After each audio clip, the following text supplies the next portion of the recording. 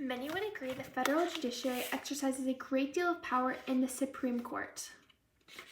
Unquestionably, life tenure is a distinctly powerful position since it guarantees the independence of political pressures but must be weighed against the exceptionality of anti-democratic nature. As Americans, the federal judiciary has a momentous impact on us since judges are elected to serve and represent us. But what if I told you they're not representing us? They don't stand for our current ideals and they aren't changing with our society. Today, I'm going to discuss how life tenure was formed and why we use it today, alternatives to our current system, opposing viewpoints, and how changing the system is politically possible. Currently in the confines of our government, stated in Article 3, Section 1 of the Constitution, the judges both of the Supreme Court and inferior courts shall hold their offices during good behavior, according to Duke Journal of Constitutional Law and Public Policy. This means they have a lifetime of appointment except under very limited circumstances. According to the originalist understanding, the good behavior clause may not dictate that contemporary judges are guaranteed life tenure since in the 18th century the judges served for 15 to 20 years, while today they're serving 30 to 40. And according to a public survey by ProPublica, 12% of the nation's 1,200 sitting federal district and circuit court judges are 80 years or older, and that is who are representing us. Secondly, we use life tenure since it insulates the office holder from external pressures. According to the U.S. Constitution of the United States, the federal judges have life tenure once appointed by the President and confirmed by the Senate. We all desire judicial independence, but we also desire a court that is ultimately shaped by the political processes of the country. The question is, how do we achieve an appropriate balance? In regards to life tenure on the Supreme Court carries several problems that even defenders of judicial independence would find to be troubling.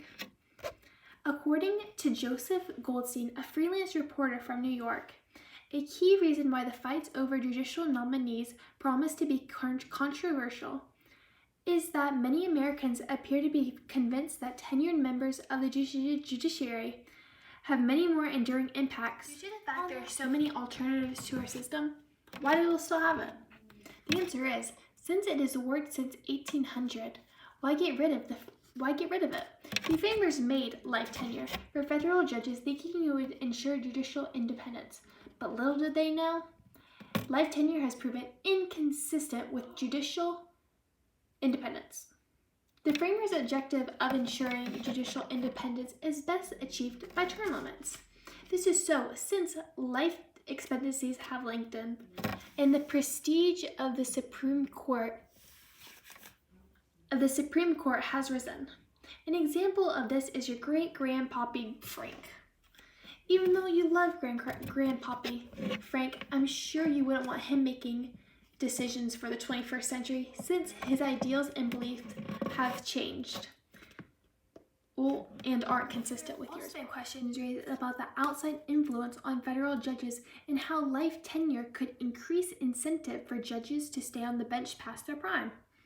As a result of this vast problem, since it sends an unresponsive nature to the issues at hand with the court, which creates political pressures and electoral accountability, judges with senior status handled more than 18% of caseload in the federal trial courts, double the portion they handled a generation ago, according to ProPublica. Consequently, this also increases ideological plurality of the court and accompanying ideological nature of confirmation hearings, since excessively long tenures create unforeseen differences between the judicial branch and the democratic institutions. An alternative to this system would be to have term limits. According to Professor Philip Oliver from the William Bowen School of Law, a lengthy but fixed term could provide substantial judicial independence while avoiding or lessening these problems. Yes, you may think that this is a minor fix or simple solution, but it could go a very long way. Using a 20-year term limit system would guarantee greater turnover in the federal judiciary, and that turnover would bring more energy and a greater flow of fresh ideas onto the bench. and this would be very beneficial. In addition, it would reduce the urge to select younger nominees who lack the experience and wisdom that should be on the monument of judicial appointees. It would also prevent judges from staying on the bench too long just to wait out another administration and hope that a like-minded president will be elected the next time around. This system is far more adequate than any other system since it highlights the activity, eagerness, and effectiveness that would be put forth. It would keep everything far more active, and a 20-year term limit would allow a judge to complete a very substantial body of judicial work. I can understand how many may think the change in the federal judiciary may not affect us now, since many of us can't vote and don't have a big say in our world. And I agree, but in the future we will have a monumental say, since our vote and voices count. In addition to the future, this solution will probably be in the works for change. And we can be that change. According to Chief Justice John Roberts, the framers adopted life tenure at a time when people simply did not live as long as we do now. A judge insulated from the normal currents of life for 25 or 30 years was a rarity then, but now it's a commonplace today. This quote states how if we do change life tenure to terms, then the justices would not lose all touch with reality through the changing years to decades. I can see how one may think that even if these judges were elected and served for the rest of their lives, they were elected since they made a good judge.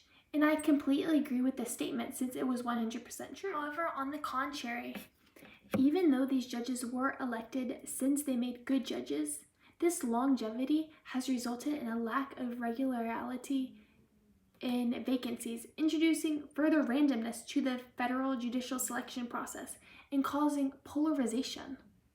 In short, it is politically possible to abandon life tenure in the federal judiciary and convert it to term limits. Stated in the United States Constitution, we would need to amend Article 3 of the Constitution with a new constitutional amendment to be brought forth to signify 20-year term limits for the federal judiciary.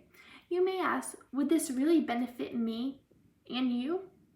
And it would, because it would improve the federal judiciary's political standpoints since it would be in our current times. The judiciary would bring forth what the people need, act upon what needs to be changed to better our lives, and most importantly, the Supreme Court will reflect on modern-day America. By setting term limits, this gives judges plenty of time to carry out their political agenda while representing the American day people, which is what we all want.